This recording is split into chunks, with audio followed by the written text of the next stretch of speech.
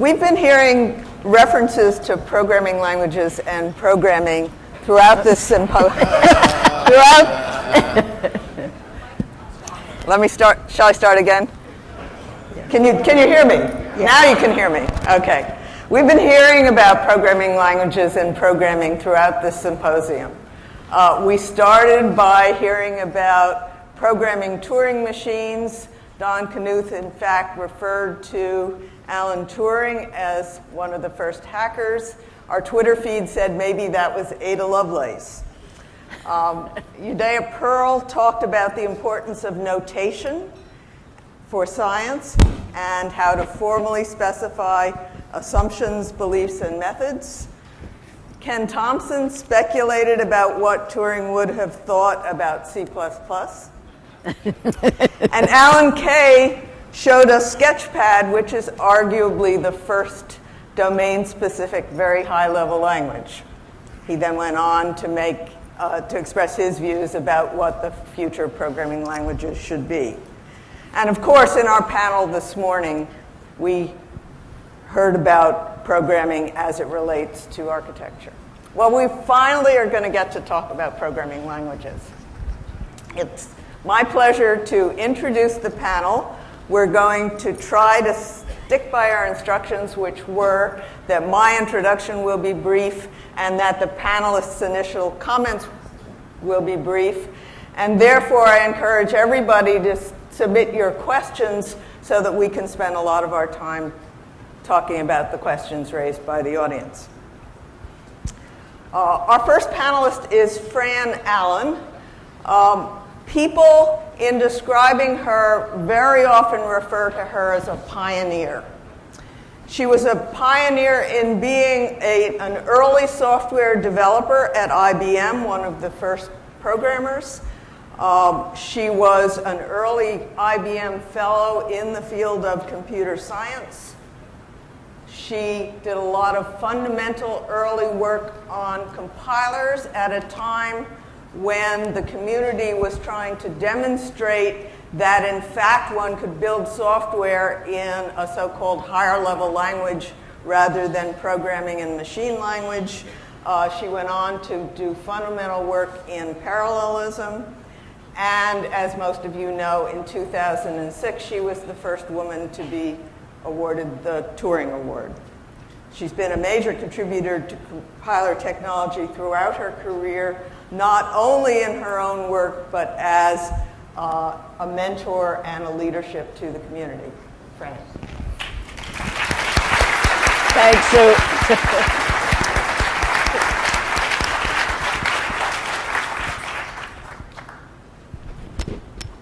I guess I can get rid of this and use the mic I have here.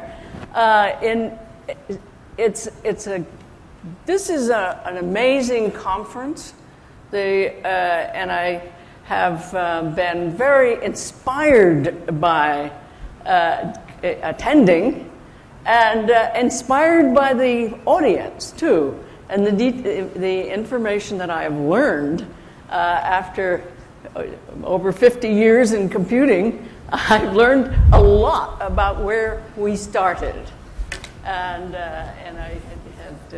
I'm very grateful that ACM has done this, and I hope it continues. The other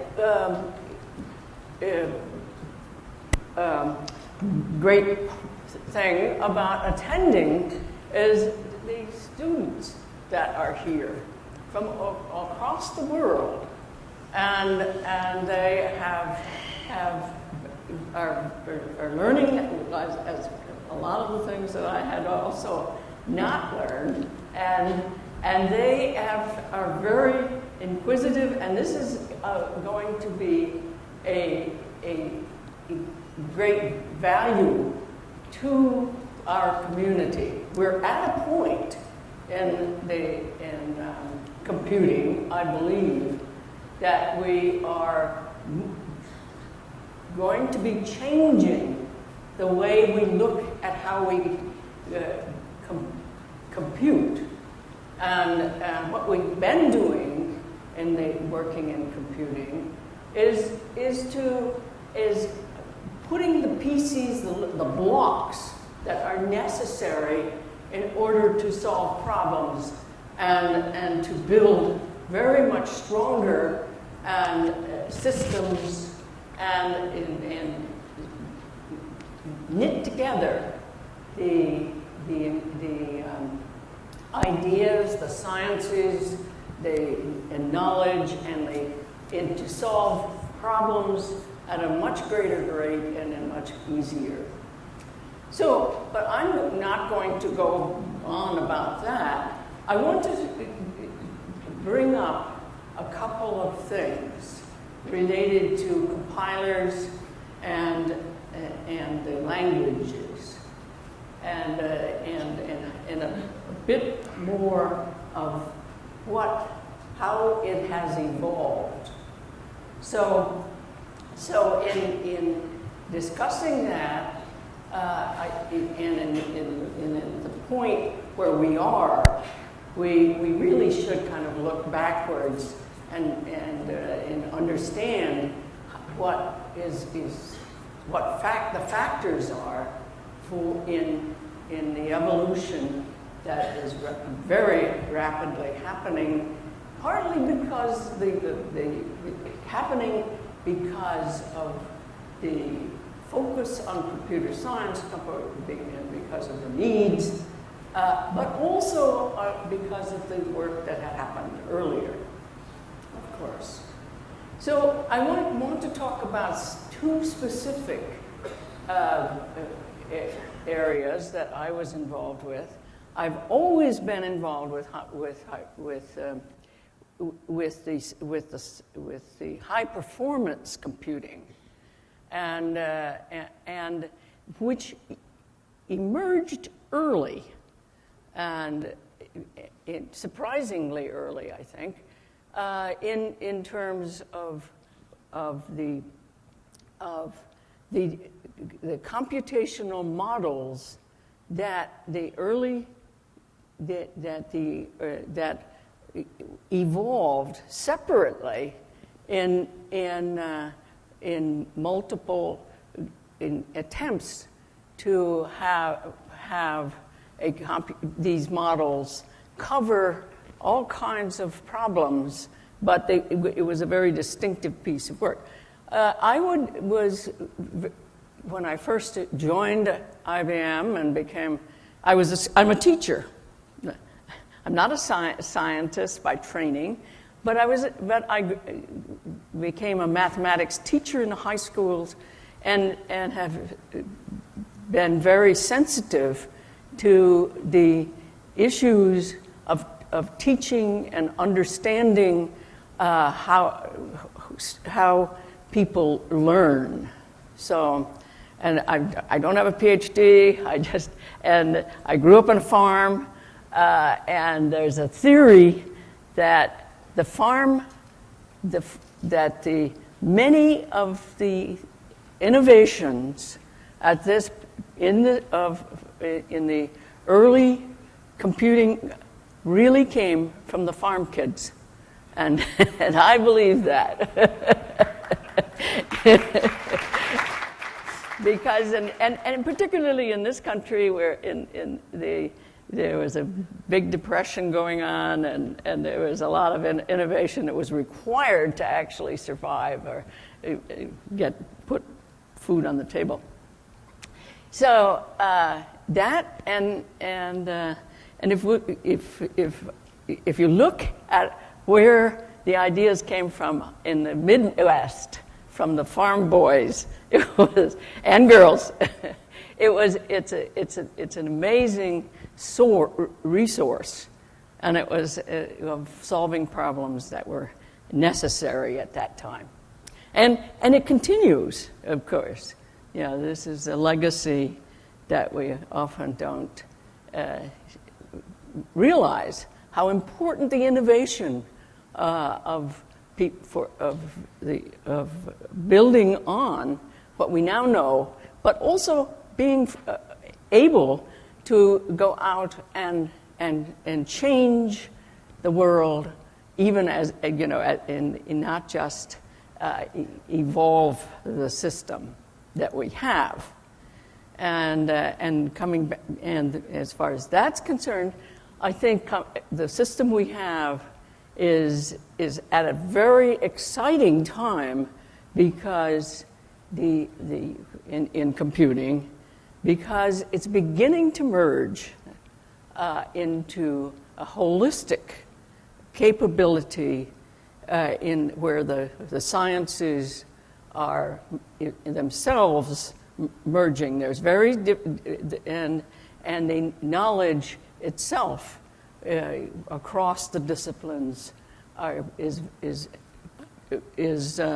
much more accessible, and with the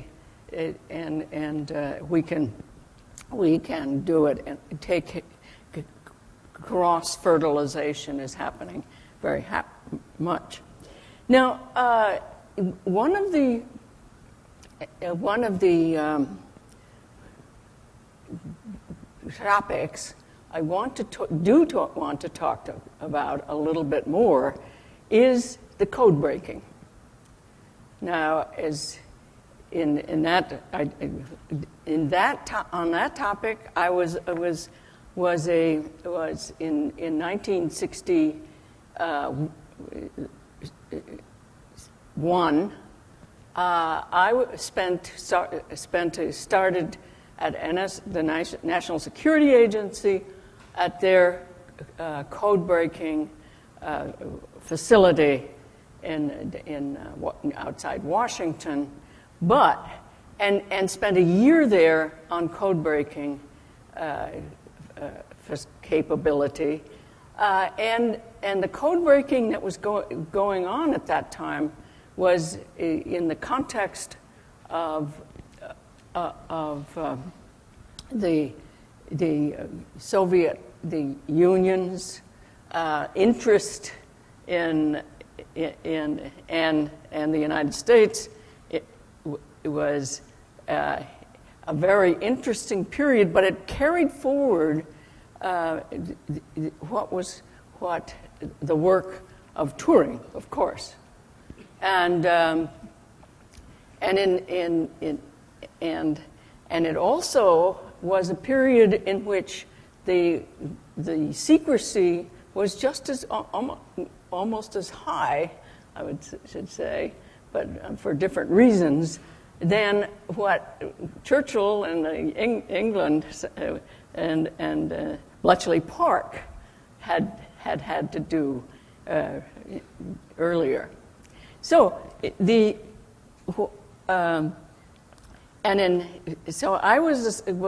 was a very large computers that we built. Fred Brooks was very involved with those computers that were the IBM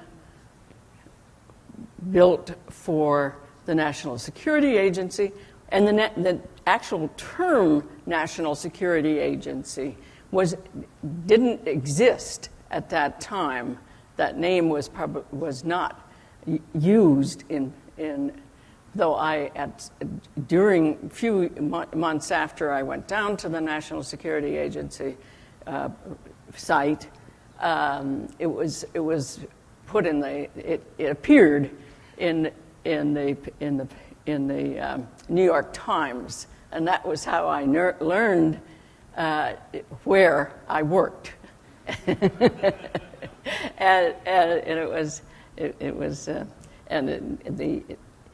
and the work that was going on there was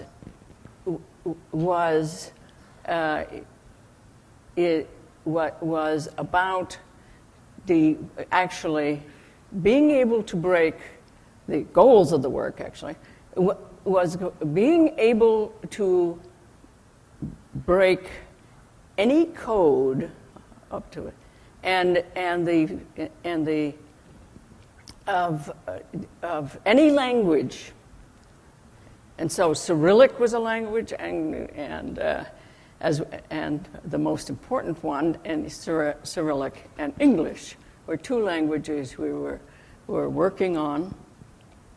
And the whole story of the capabilities in that system is worth looking at in the history of code breaking. But and I don't have time to talk about that at all, but I do have given many lectures on it and on what we did. But the people that built this system were very inventive in the sense that they matched the solutions to the new problems that emerged in breaking the codes. Some of that was that they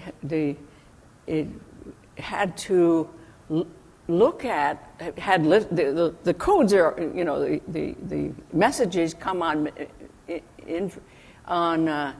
message systems that over the network, and you have to. Then we had a streaming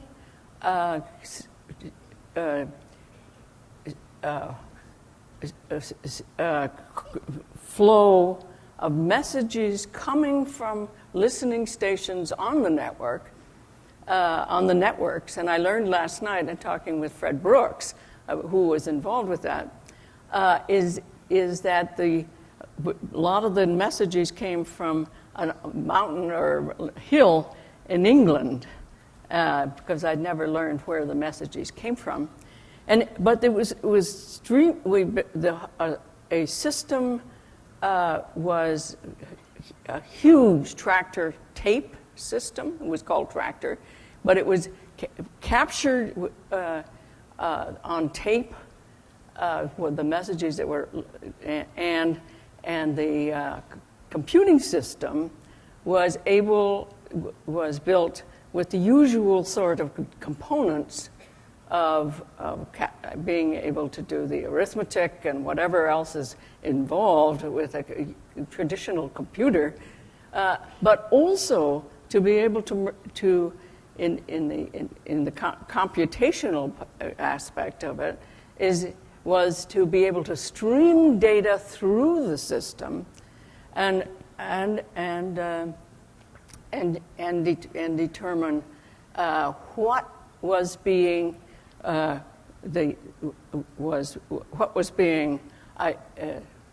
listened to. Okay, what was on these tapes, and in doing that, one had to build a part of the computational analysis in a very different way. So, because of in order to identify pieces of the messages that were not there was nothing at the time, I believe, that could look at these messages and be able to identify what was an interesting message and what wasn't. So there was the components of the system were the traditional ones, a computer and a memory system but it also was one that could identify the components in the message, and I've recently at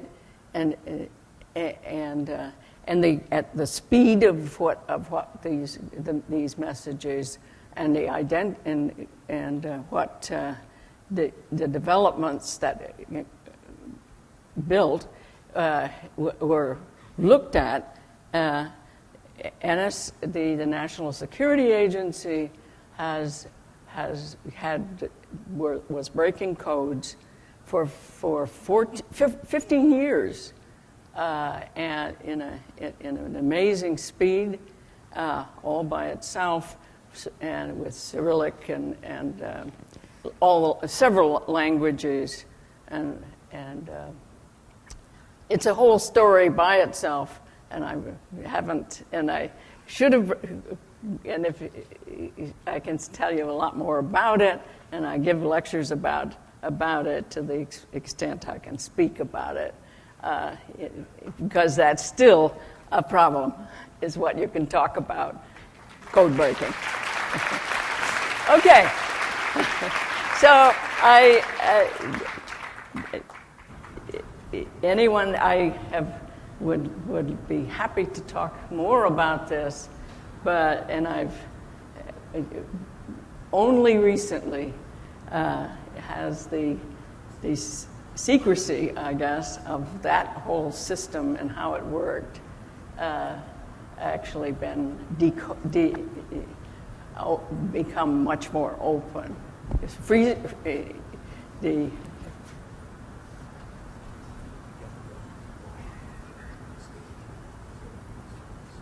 What's that?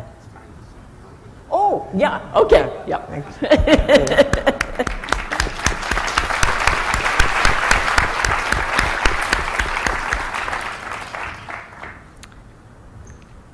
When I first arrived at Stanford as a graduate student, Niklaus Wirth and Tony Hoare had just completed the design of a language called Algol W. And I was privileged to be a member of the group that wrote the compiler for that language. And many students learned that language as they learned programming. Professor Wirth went on to design Pascal, which again was widely influential in part because so many people learned to program using Pascal. He designed Modula and then Modula 2, and Oberon, and the platform, the Lilith platform on which Oberon ran. He has been an expositor of the principles of programming. Like the other panelists, he has won many awards for his work, and as Dave Patterson suggested, Wikipedia is a good source to learn more about those aspects of each of our speakers. So it's my pleasure to introduce Professor Wirth.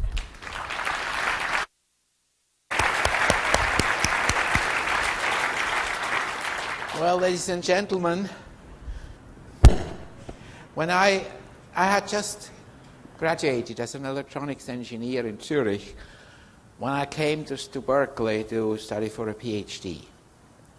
And I had intended to learn about how to build computers, how they work, and I found that they had just completed building a big machine, filling a whole room.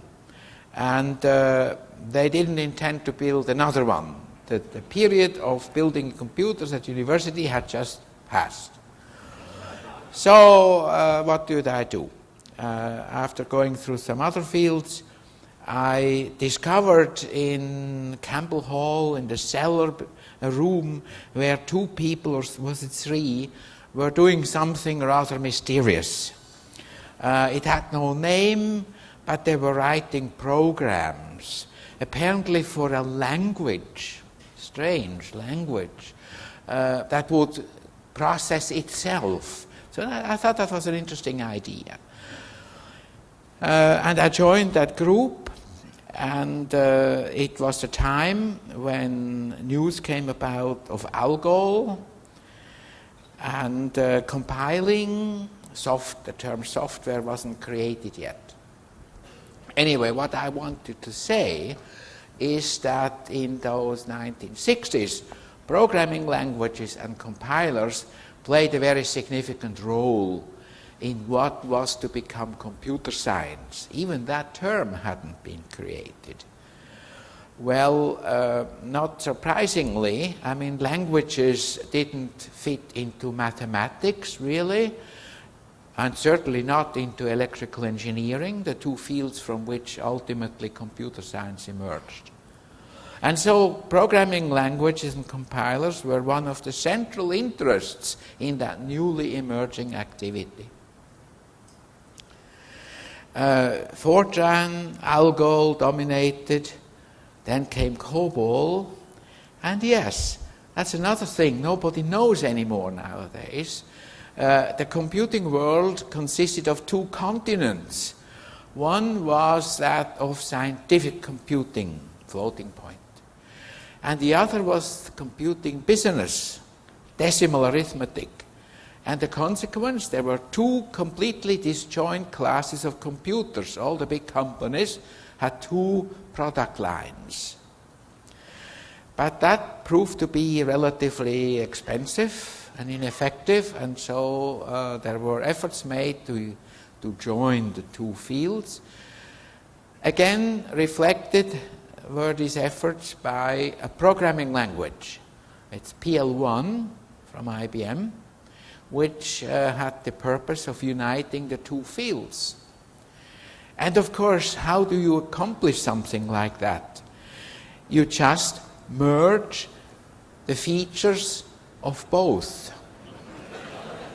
Just like you work in a committee, you don't take the intersection of the members' ideas, but the union. And what is the result? Bigger and bigger and bigger things. All for the benefit of the users, of course, who will have a much more convenient set of abstractions and of features and facilities available from which to choose. I claim that was the beginning of the problem. We know developments have continued. The same thing has occurred from Algol 60 to Algol 68, and there were several other languages being developed, all very complicated. It happened again from C to C++. And what is the result? Enormous complexity. We hit the wall of complexity. Programmers, poor programmers, have to study manuals of 500 and more pages. And of course, we have switched to the mode of ignoring manuals. Manuals you use only when in their need. You just use Google.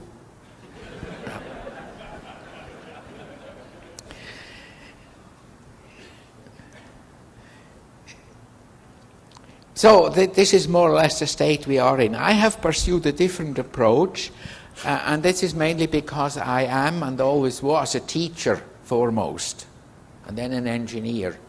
And as a teacher, you are very, very glad if the things that you have to convey to your students are not too complex, because otherwise the disappointment is too big. So my idea was always to look at what is really essential in a programming language, which are the fundamental cornerstones of programming, and to reduce to that. This is how Pascal really came about, and then Modula. Well, Modula, of course, introduced the idea of programming in teams, of modules, of clear-cut, clear-specified interfaces. And then ultimately Oberon, which also included the object model, and I stress this, became a significantly simpler yet more powerful language. And that is really, I think, the science of languages, to make things simpler yet more powerful, not both in the same way. So this is the present, and I would like to say something which is really not on programming languages. In a way, I almost believe we have chosen the wrong topic. I would like not to talk about programming languages, but about programming. Now that's, of course, a mundane, trivial activity, and everyone knows it. Universities don't teach it anymore, really, because the students who come to the universities know it all. And excel in it. Well, if they don't know something, then they look up in the library. And the result is, of course, that we get more and more tinkered system and complex system, heavy systems.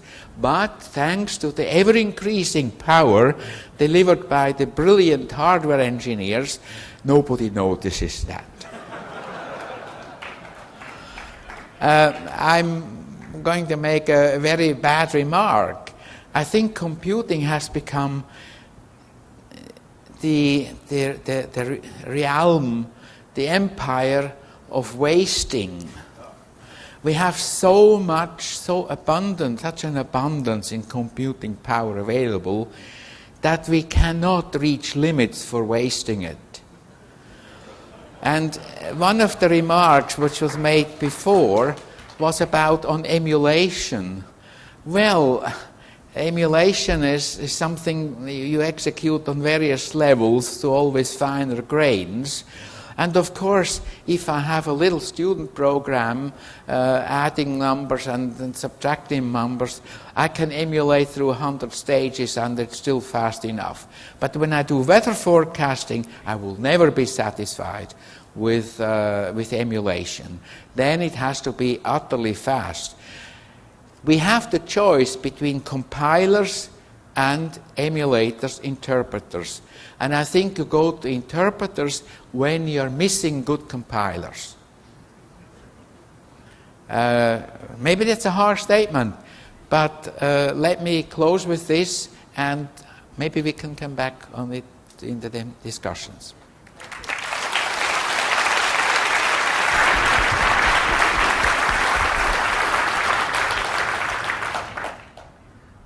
Our third panelist is Barbara Liskov, who received the Turing Award in 2008.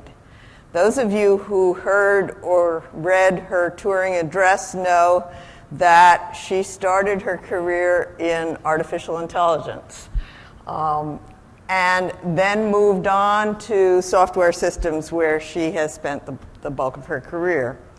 When she started at MIT, shortly after she started, she designed the CLUE programming language and system.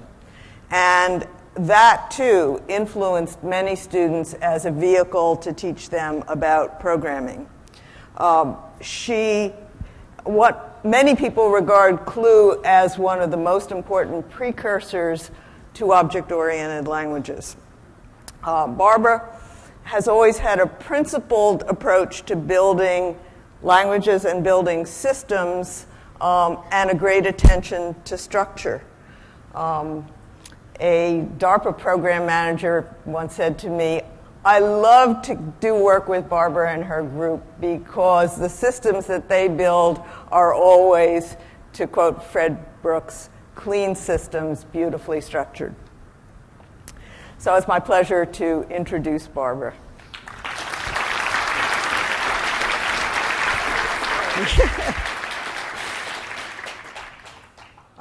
Thanks very much, Sue. I'd never heard the story about the DARPA programming manager. So I've been listening to the sessions at this workshop, which I think has been absolutely a marvelous experience. And one thing I was reflecting on actually is the huge progress we have made in software development over the last 40 to 50 years. I'm sure that many of you in the audience remember the software crisis, which went on through the 60s, the 70s, and the 80s, where we would repeatedly hear stories about software projects that where millions of dollars were spent, hundreds of programmers worked on them, and in the end, they had to throw the whole system away because they were unable to get it to work as intended. Now, we really do not hear those stories anymore. So something has changed. Butler is looking very surprised here. They are not in the news the way they once were. We have a lot of very complicated systems that work most of the time.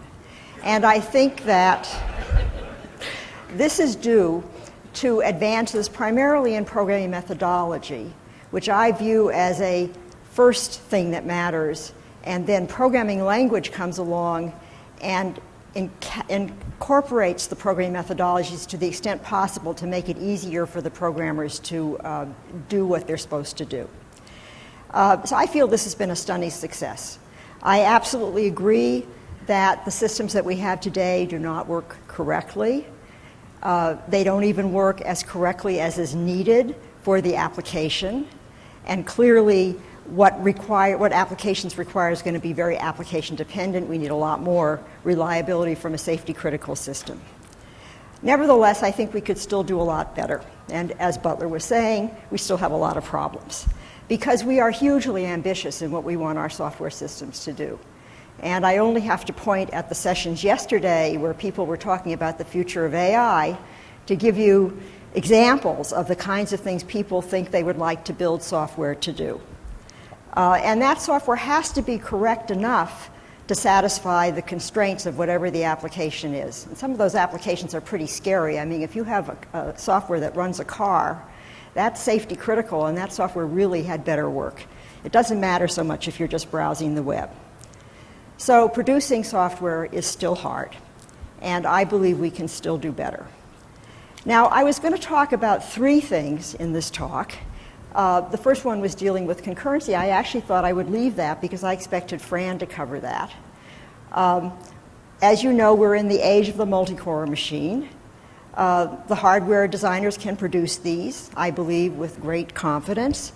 The operating system developers will be able to figure out operating systems that allow the software to get access to the machine. But we haven't got a clue how to build the software still. And so there's a huge challenge there. And I believe at this point in time, it's fundamentally a programming methodology challenge. It's not a programming language challenge because we have to understand how to build those systems. If we get a grip on that, we may discover some programming language features that would then enable it to make it to be easier to build them. I do have a plea for the software architects. It would really be helpful if there were a nice memory model in these machines. And I would just like to point out that it really does not matter how clever your hardware is in doing, speculation and blah, blah, blah. If it turns out at the level of the software that all we can do is put in fences because we can't stand to reason about what the hardware is providing us, we really have not accomplished very much. So it would be very helpful in the domain of concurrency if people would settle on one or two sensible software models. They aren't going to be strictly sequential models. They'll be something more like what I think we have in distributed systems. But once we get those settled, it'll make it a lot easier to make progress in that domain. Now, I want to say something about conventional programming languages, and this is actually along the lines of what Niklaus was saying in his talk. I've discovered an unfortunate dichotomy in the programming language domain. On the one hand, we have powerful languages like Java, C#, C++. These are languages that people are building production software in.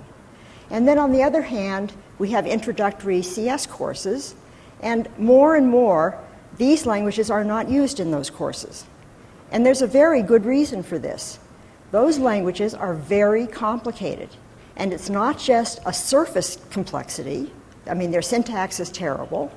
But it's a semantic complexity. There's just a lot of features in those languages. And it gets in the way of teaching people the introductory material of computer science, which is really what is computational thinking.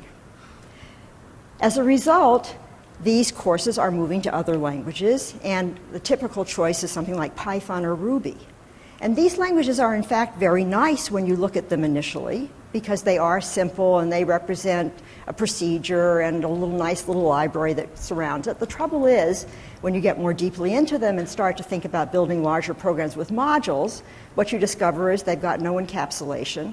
So in some sense, they have no modularity features at all. So we're developing a bunch of young programmers who at best will learn what this is by a professor telling them, oh, don't use that feature of this language.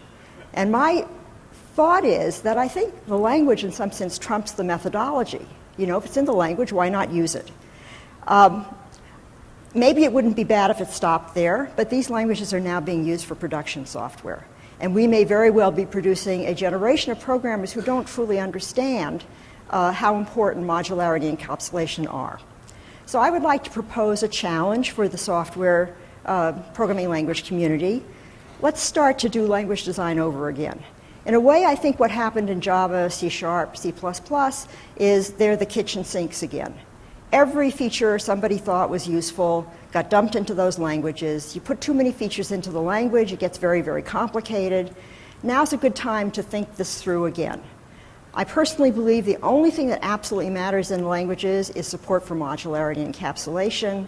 And let's design a language that can be used both in the introductory course and used to build big systems. And the essence of that process will be to rethink from first principles everything else. Everything else is up for grabs. Maybe we will decide that inheritance really has to go, inner classes. I could just go on and on. Okay, now the third thing I wanted to talk about is kind of blue sky, and in a way I think my AI roots are showing here. I was amused yesterday when the topic of automatic programming was brought up. I remember when there was automatic programming, that was 20 years ago or more. At the time it seemed like a really idiotic idea. It turned out that it didn't get very far. But you know, we know a lot more about how to build AI systems today. And maybe the time has come where we should look at that problem again. So I'm thinking here not of the kinds of stuff that was talked about in the model checking talks, where you can describe a module and then maybe you'll have an automatic program that will generate the code for the little graph package you want. Because that's not addressing the big problem. The big problem is I have an application, I have to come up with a design for it. Coming up with that design means I'm going to have to find a whole bunch of modules that together are going to do the job. So it's that design process I'm interested in. And I'm wondering whether it wouldn't be interesting to look at the question of how would you build a design assistant that would help a programmer who's working on some application to come up with the design of the modules that would give you in the end a structure for the program that's actually going to work. I think this is a very hard problem. It's just not clear to me that it's harder than building a program that simulates a child that learns. I think there would be a lot of learning in this program, and I think maybe this is a good time to look at this problem again. Thank you very much.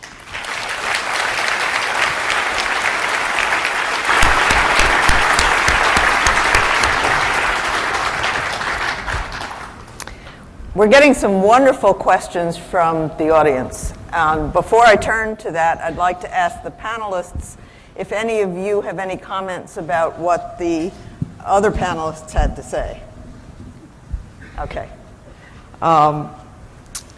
There are a number of questions that have been raised about particular aspects of languages, many of which you touched on in your remarks, such as the issue of concurrency and how you deal with multi-core and the like. We can come back to that.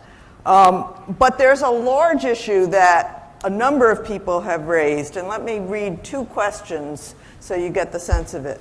The first one says, is the future more about domain-specific languages than general languages like C and Java? Second person says, do languages matter, or is it really about APIs, subsystems, and major building blocks? Okay, well, I don't know, is this working? Yeah. I mean, that's really what I was talking about. I think domain-specific languages are great if you happen to have the domain. So, for example, in Alan Kay's talk yesterday, we heard about a domain-specific language, and maybe in a well-defined domain, you can get a lot of progress. But we're going to be building systems in very general settings, and we're way far away from being able to solve those with domain-specific languages. Now, the other part of your talk, I'm sorry, I forgot the second part of the question. I'm shuffling me. Yeah. So the other question was, how important are languages? Do languages matter? Are tremendously important because we are still today at a point where we have to design and implement programs. Sure, when we have big subsystems that exist, one of the things we do when we design a program is we keep in mind that there's a database there, there's a very rich library of various data abstractions that we should use and so forth, but still there's this job of putting the whole thing together and coming up with the design in the first place, and that all has to be expressed in a language. So languages are still very important. Yes, I also think that domain-specific languages will play an important role in the future. It's the only way to get away from this overwhelming complexity by restricting to certain areas of application. In principle, we think it could all be done by general-purpose languages, the proper abstractions, the procedure mechanism, the object mechanism would actually be predestined to do that. But still, I believe domain-specific languages will have a future. Fran? There's been some, in some quarters, of taking something like the Turing view of starting with the problem and abstracting it out to the essence of the problem itself, and then mapping things down to the solutions to the problem in terms of what capabilities exist. And this is a little different from starting with what the facilities that you have and merging them, but starting with a very clear knowledge of a problem and its abstract capabilities to talk about it, to understand about it, but then break it apart. And so I think there's something in starting with the problem itself and all of its and considering it in a Turing kind of thinking way, and then go after what facilities, what machines you have, what capabilities, but it's building from the top down. So that's a good lead into Velvel Khan's question. He asks, how much does language limit thought? Which popular languages limit thought more than others? Yes. How much do languages limit thought? Oh, yeah. Yeah, right. Yeah. No, I think that's... So one of the panelists, Barbara. So I think language does limit thought. I also think language encourages thought. That's why I think it's really important to have good programming languages, because I do think they have a big impact on the way people think of the programs that they should be writing. Okay. Yeah. Okay. Then there are a number of people who then ask, is the popularity of, quote, poorly designed languages a testament to the failure of, quote, well-designed languages? That's a nasty question, and I won't go into it. But there are a lot of questions along the line of why are we using the languages that we are using now, and what has the research community contributed or not contributed to having better languages. Yeah. Okay, so I think that what happened in the programming language community is that the professional programming language community went off and thought about other problems. And they left the realm of languages that real people use to be real programs sort of behind. So they worked on type theory, and they worked on languages like ML and Pascal that don't have state. And it's not that they're not doing interesting things, but that left a big gap. And I don't think it's a question of poorly designed languages versus well-designed languages, because I don't think that the languages, I don't think Java, C# are well-designed languages. The trouble is, once a language gets popular, it starts to accrete, and it gets more and more features. I think, though, there were gaps, and languages came in to fill the gaps. So it had more to do with why did these languages not get used for other purposes? It was because there were things they didn't solve, like they made it too hard to do simple things. They didn't take care of how do you write web services, how do you deal with HTML, and so others moved in to fill those gaps. What I'm seeing is major problems that are getting the major problems are getting bigger and bigger and bigger, and involving in any of their solutions a lot of different kinds of things. And what is happening, I think, is that the machines to solve these problems computers and the languages themselves are being designed in order to accommodate this, and rather than trying to find a language or map the problem to some set of languages that don't fit. And I think the languages that we have are sometimes inhibiting the learning how to think about problems. I think they're inhibiting very much. Yes. And the computing community, the engineering community is stuck. Yes. Very badly Very stuck badly at the stuck moment, with it. and academia hardly notices that. Yes. I recall the situation in 1970 when I introduced Pascal at my university. I got flack. I said, well, what do you think? I mean, we have to teach our student what is required by industry, what they are going to be used in industry. And a young guy coming wanting to revolutionize the world with a new language, it's nonsense. It's preposterous. Yeah. And of course, at the universities, at the industry, they said, well, we have to use, and our your new students have to use what they have learned at your institution. So it's a vicious circle. And this vicious circle, I have come to the conclusion, can be broken only at the educational institutions. No. David Wood, are you here to ask your question in person? We'll get a mic right to you.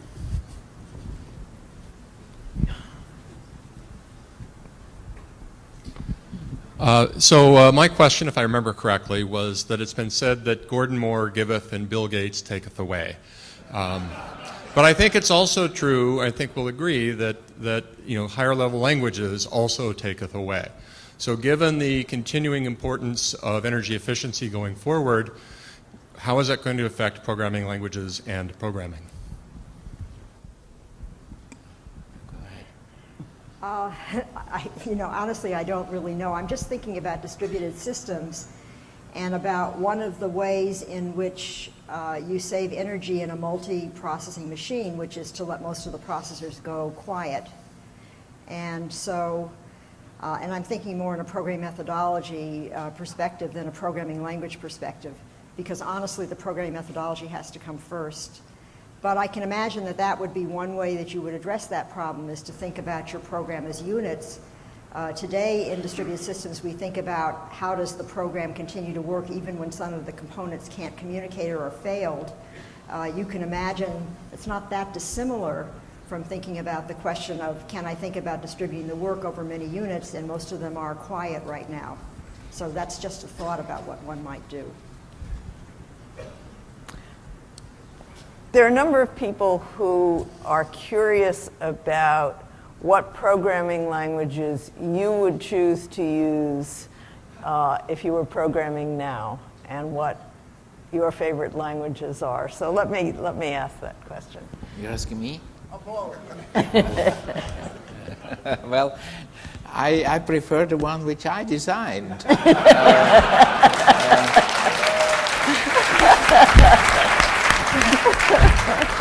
And they are the only ones that are simple enough so I can understand them fully.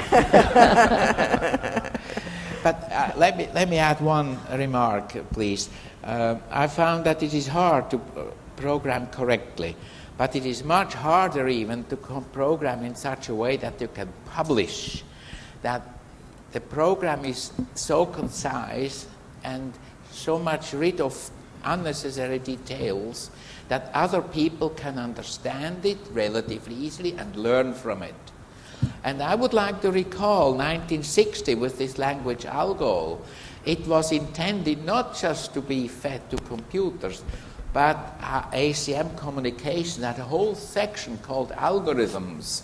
And it was intended to spread algorithms and let other people understand them, computer independent. That's a notion which I'm afraid has been lost. But I think it's very essential. Write always so that you can publish your programs. Thank you. Final thoughts, Fran? We're out of time. And Okay. Well, I think that we have to look at the holistic capability of what we can do now with the building computers, the multi-core issues, the need for dealing with very significant amounts of data, and being able to employ simple systems, simple thinking. Okay. Barbara, you have the last word. I don't think I have anything to add to this. In a way, my challenge for the new programming language is an attempt to answer this question. I think we need something new. Yeah. Very good. Thank you all for your participation. Thanks to the panel.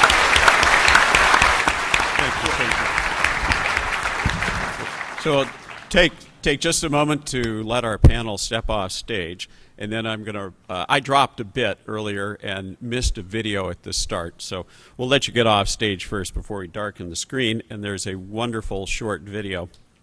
And by the way, I just want to stipulate, they actually, on hardware time, they finished exactly on time, but as software professionals, they reset the clock, so they had a minute 45 seconds left.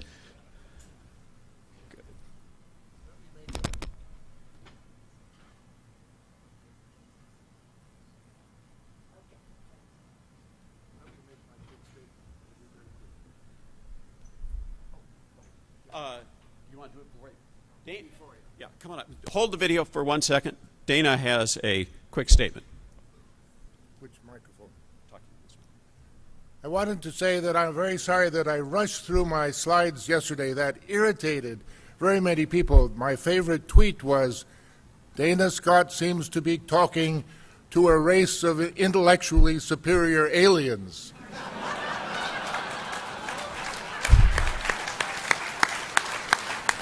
That wasn't my intention at all. Please look at my timeline and my bibliography. There are a lot of crotchety people mentioned there, but no aliens. The phrase you should keep in mind is Stephen Jay Gould's convergent evolution. A lot of different creatures tend to have the same properties because they were solving the same problems. Fortunately, in the intellectual frame, after these creatures get similar properties, they can intermarry and influence each other. So we've seen logic, recursive function theory, constructive mathematics, category theory, topology, and programming languages coming together. And the programming languages are very important because we hope the programming languages can be implemented. You can do things with them. You can do things also so that you find out where you're wrong, and that's why I emphasize proof assistance. I say in the future, proof assistants are going to be extremely important for understanding this things. And so I'll never have the chance for such a large audience again, so please look at my timeline. No, please help me improve it so that we can make people aware of this convergent evolution. Thank you very much. Thank you. Okay, let's roll the video.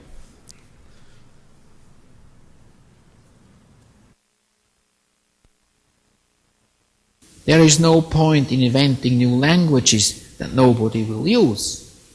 Hence the question, was it worthwhile spending a career on programming languages? It is an elusive topic. Much to the dismay of computer scientists, it defies automation, or even being defined by a few simple recipes. I've been waiting for 30 years for new abstraction mechanisms.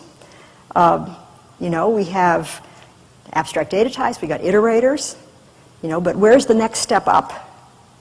I've been waiting for it to come. It would be very nice because if we could have a higher level of discourse, we could say things more, we could say more in an understandable way, and that would really help us write programs.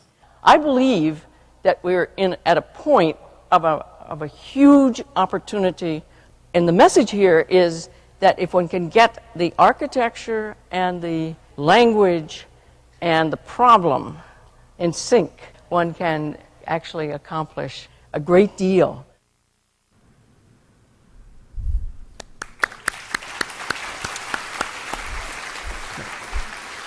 So we're just about to go to break. Before we go to break, just one other thing. There is a photograph over here, and I just want to note that I dropped another bit earlier this morning, and several people quite rightly took offense at my comments about the photograph about to be taken, and I hope to apologize to those of you who are offended individually, but I want to apologize to the group generally, and I just want to, rewind the tape here and let me frame it as follows, because I don't want this to reflect on the ACM, because of course the ACM is deeply committed to increasing the participation of women in computing, and it was very much in that spirit that they would like to have a picture of everybody gathered up here at the break.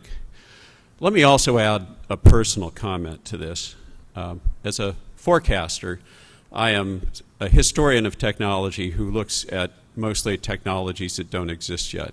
And like everyone else, I have seen very clearly that like all the other sciences, and frankly, all the other endeavors of humankind in history, this is a revolution that since its inception has had women play a central role.